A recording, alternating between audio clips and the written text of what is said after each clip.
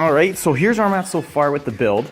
It was lots of fun. I've been cutting for only about an hour, and I know I do have a background with metal work, but I'm using that stupid thing with its busted ass wheel anyway. So here is the Dell so far. It has been sliced in half. There's its top piece. There's other odds and ends that have been scattered about from me slicing it apart. There's the XPS chassis with my lovely cutting work, and probably wondering why I'm going through all this trouble to do this. Well, I absolutely love this case. It sucks. It comes with fucking garbage ass pieces inside of it. Anyway, it's gonna be fun. Check out the fitment of this if I don't cut my hands apart. Grab this here. Check this out, ladies and gentlemen. Whoop. A little bit of lube. I am doing this with one hand. Look at that. Bam. Want to focus? Thank you. Look at that fitment.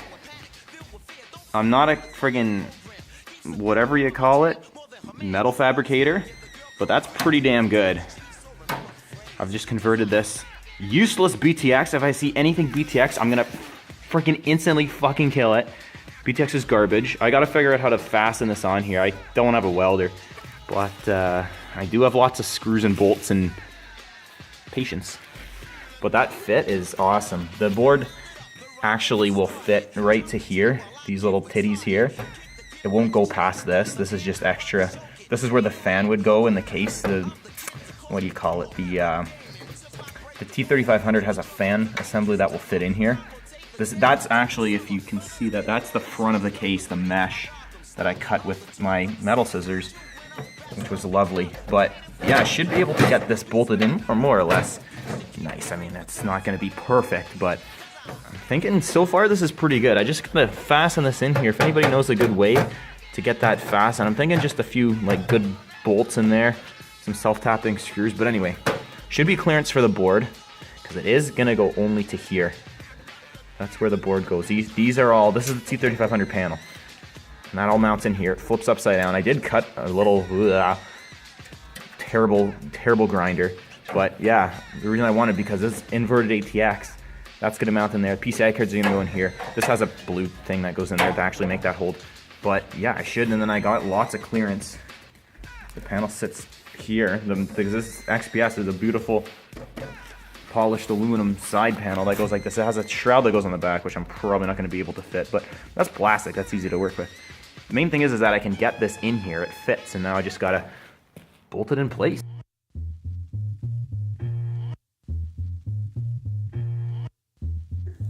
Here's the finished XPS T3500 precision swap. It is completed now. It has been a bit of a hike, but it is all done. You can see there's the board in there, all installed. I'm going to go over it real quick with you guys. A little bit better in the actual video. So, what I've done is I've cut the board, swapped it all out, put it all in. Yeah, as far as the lights here, these lights are a pain in the ass to wire. They actually take a power and a ground, and then you have to connect other leads to them. I ended up powering them with just a Molex connected to the power supply. There's a little wee one from the back of the case down there. He's just wired all around the same kind of thing. He's actually wired into the fan header.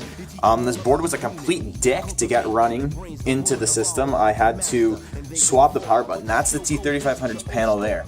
Now, if you look online, you're going to see people that bitch, if you disconnect this with a power button, the panel, it's gonna, or the motherboard, sorry, it's gonna beep beep. Oh, panel not detected. Well, then your fans run at 3,000 RPM and the thing sounds like a jackhammer because I ended up breaking one of the fans and it was rattling.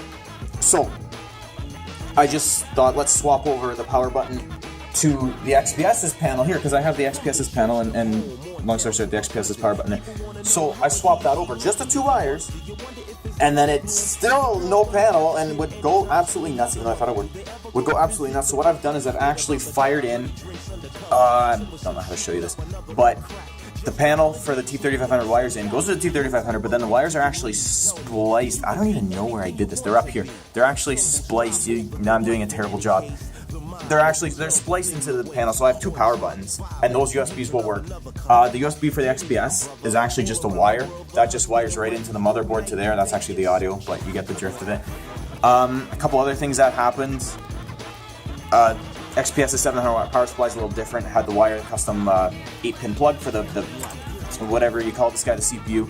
I busted the let me zoom in, the BIOS batteries cover, which was a total pain in the ass, so I had to get a piece of plastic and screwed in there. Actually, I missed that screw. Let's just not look at that thing.